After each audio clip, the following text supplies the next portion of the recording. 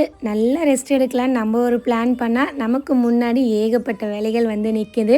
வீக்கெண்டாவது week டேஸாவது all days உனக்கு ஒரே டே தான் சொல்லிட்டு கடவுள் நமக்கு இந்த வீக் ஃபிக்ஸ் பண்ணிட்டாரு. சண்டே எக்ஸாம்ன்றதுனால லாஸ்ட் ஒரு 3 டேஸாகவே வந்துட்டு கிளாஸ் கண்டினியூஸாக இருந்தது. அதுலேயும் ஃப்ரைடே சாட்டர்டே மார்னிங் 10 to 1:30 சாப்பிட்றதுக்கு மட்டும் அனுப்புவாங்க. அகெயின் 3 to 8:30 சொல்லிட்டு கண்டினியூஸாக கிளாஸு. இந்த ஸ்பீட் பிரேக்கரில் ட்ரைவ் பண்ணி இடுப்புலியே வந்துருச்சு.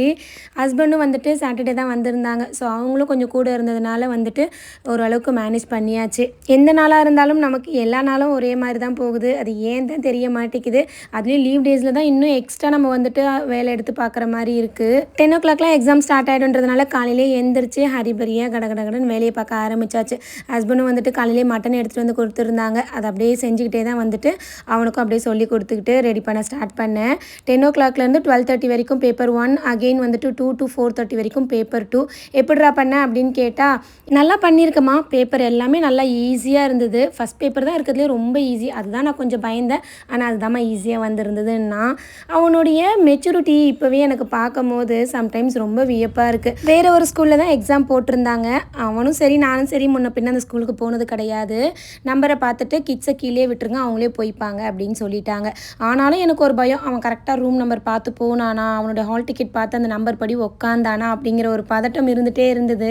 நான் முடிச்சு வரும்போது சொன்னேன், அச்சுமா கரெக்டாக போனியா, உன் பிளேஸில் கரெக்டாக உக்காந்தியா, டைமுக்குள்ளார ஸ்டார்ட் பண்ணியா அப்படின்னு கேட்டால், அம்மா நான் வளர்ந்துட்டேம்மா, அதெல்லாம் நான் பார்த்துப்போம்மா, நீ பயப்படாதம்மா அப்படின்னு அவன் ஒரு வார்த்தை சொல்லும் போது, இப்பெல்லாம் வளர்ந்துருச்சு இல்லை. அவங்க அப்பா அடிக்கடிக்கு ஒன்று சொல்லுவாங்க, உன்னை விடவே அவன் பயங்கர தைரியசாலி, உன்னை மாதிரி பயந்தாங்கோலி கிடையாது அப்படின்ட்டு. எல்லா விஷயத்தையும் ஸ்ட்ராங்காக ஃபேஸ் பண்ணுவேன். ஆனால் ஒரு பர்சன் என் கூட இல்லாமல் என்னால் எங்கேயும் தனியாக போக முடியாது.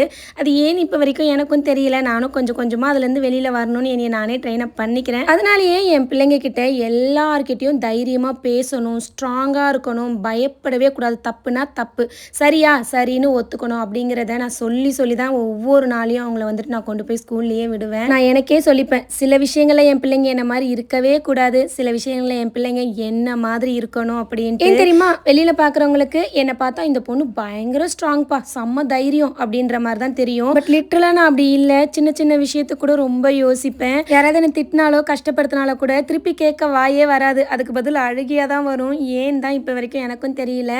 நிறைய நான் என்னையை மாற்றிக்கணும், பிள்ளைங்களுக்காக என்னை நான் மாற்றிக்கணும் அப்படின்னு இப்போ வரைக்கும் ட்ரை பண்ணிக்கிட்டே இருக்கேன். எவ்வளோ தூரம் நான் என்னையை மாற்றிருக்கேன்னு தெரியல. இதில் நீங்கள் எப்படி, என்ன மாதிரி பர்சன், கமெண்ட் பண்ணுங்கள்.